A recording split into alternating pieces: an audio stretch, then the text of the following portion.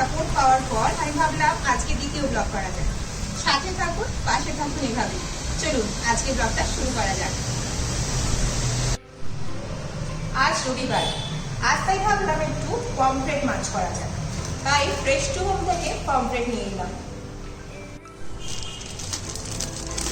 প্রথমে প্যাকেটটাকে কেটে নিলাম, এরপর মাছগুলোকে একটা পাত্রে ঢেলে নিলাম। তারপর একটু জল দিয়ে মাছগুলোকে ভালোভাবে ধুয়ে নেব। ওরা যদিও সুন্দরভাবে মাছগুলোকে পরিষ্কার করে দেয়, তবুও আমি একবার বাড়িতে ভালো করে ধুয়ে নিই। অনেক সময় ভেতরে ময়লা থেকে যায়, তাই ধুয়ে নিতেই হয়।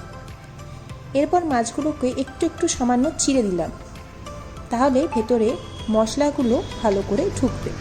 মাছগুলোকে একটু চিড়ে নিলে মশলাটা বেশ ভালো ঢোকে। এরপর ম্যারিনেট করব। সামান্য হলুদ দিলাম, সামান্য একটু লঙ্কার গুঁড়ো,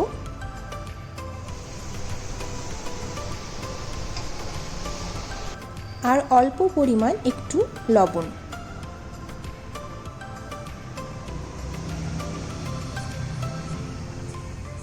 এরপর ভালো করে মাছগুলোর গায়ে হলুদ, নুন আর লঙ্কার গুঁড়োটা মাখিয়ে নিচ্ছি।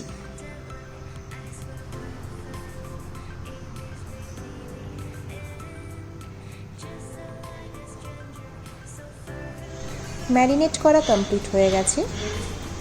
এরপর আমরা 30 মিনিটের জন্য এইভাবেই মাছটাকে রেখে দেব। একটা ঢাকা দিয়ে চাপা দিয়ে দিলাম।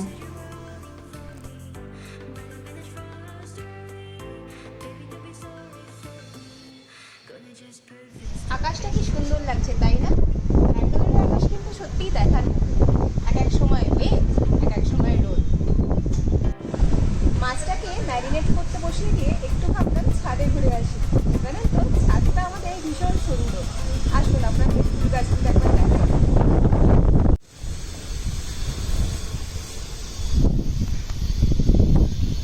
জানেন তো, ব্যাঙ্গালোরে আসার পর থেকে আমার শাশুড়ি মা আর আমার মায়ের হাতের রান্না খুব মিস করি।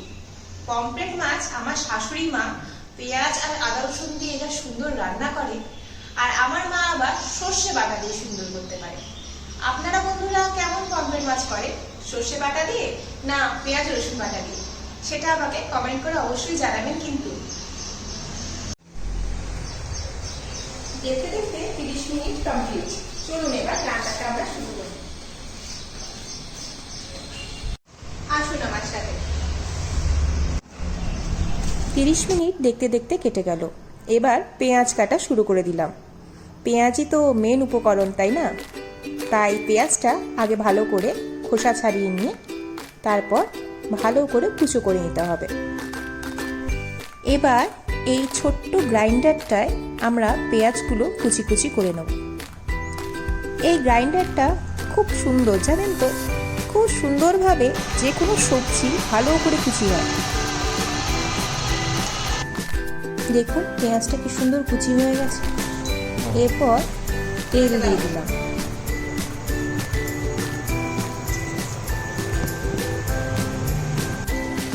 তেলটাকে গরম হওয়ার পর মাছগুলো দিয়ে দিলাম।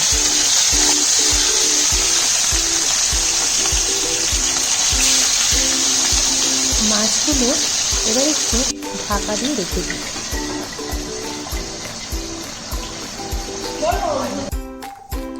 মোটামুটি একটা পোর্শন ভাজা হয়ে গেছে। এবার মাছগুলো একটু উল্টে দিলাম।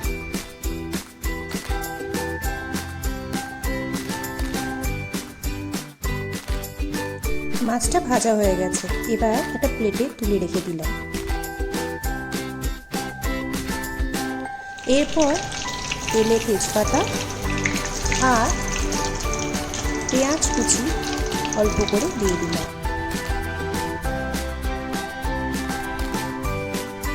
পেঁয়াজটাকে ভালো করে এবার তেলে ভাজতে হবে।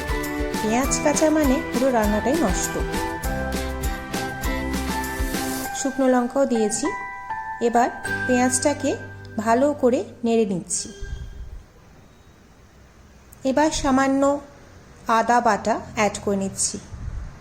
আদা বাটা পেস্টটা আমি কেনাই ইউজ করি, আলাদা করে আদা বাটা আমি ইউজ করি না। এবার সামান্য লঙ্কার গুঁড়ো, একটু গরম মশলা, একটু ফিশ মশলা অ্যাড করলাম আর নুন। এবার ভালো করে নেড়ে লাস্টে একটু হলুদ অ্যাড করে নিচ্ছি। এবার ভালো করে কষিয়ে নিচ্ছি। টমেটোটা দিতে ভুলে গিয়েছিলাম, পরে অ্যাড করে নিলাম। এবার ভালো করে নাড়াচাড়া করব মশলাটা কষানোর জন্য। এর মধ্যে একটু কাসুরি মেথিও দিয়ে দেব। আমি রান্নাটা কষানোর সময় মানে মশলাটা কষানোর সময় একটু কাসুরি মেথি অ্যাড করে নিই। সামান্য একটু জল দিয়ে দিলাম যাতে ভালোভাবে হয়ে যায়। এরপর আর একটু জল অ্যাড করে নেব যাতে মশলাটা আরও সুন্দরভাবে সিদ্ধ হয়। মশলা কাঁচা থাকলে পুরো রান্নাটাই নষ্ট হয়ে যায়, তাই অল্প অল্প করে জল দিয়ে আমি মশলাটাকে ভালো করে সিদ্ধ করে নিই।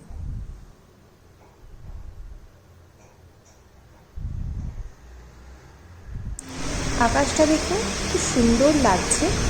এটাই ব্যাঙ্গালোরের আকাশের বৈশিষ্ট্য, সব সময় মেঘলা, কিছুক্ষণ রোদ, বিশেষ করে এই মনসুন টাইমটা।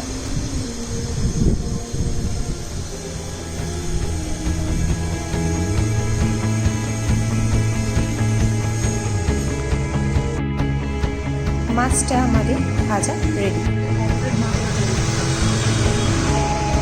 গ্রেভিটা আমাদের ফুটে গেছে, চলো মাছগুলো ছেড়ে দিই।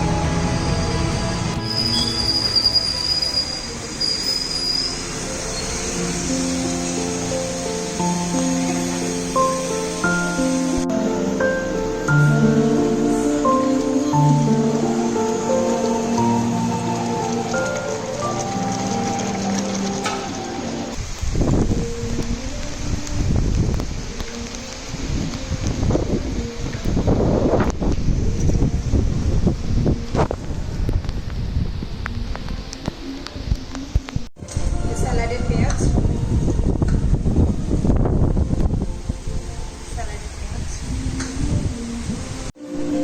একটু লেবু ছড়িয়ে, লেবুর রসে পমফ্রেট খেতে দারুণ লাগে।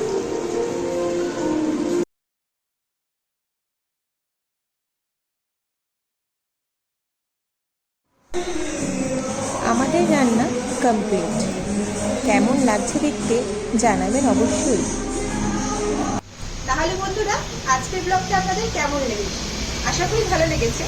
ভালো লাগলে অতি অবশ্যই একটা লাইক করে দেবেন আর কমেন্টস করে দেবেন, আর পারলে শেয়ার করে দেবেন। সাথে এইভাবেই থাকবেন, তাহলে পরবর্তীকালে আরও ভিডিও আপনাদের জন্য আনতে পারবেন। বাইরে বৃষ্টি হচ্ছে, চলুন আমরাও এবার এই বৃষ্টির মাধ্যমে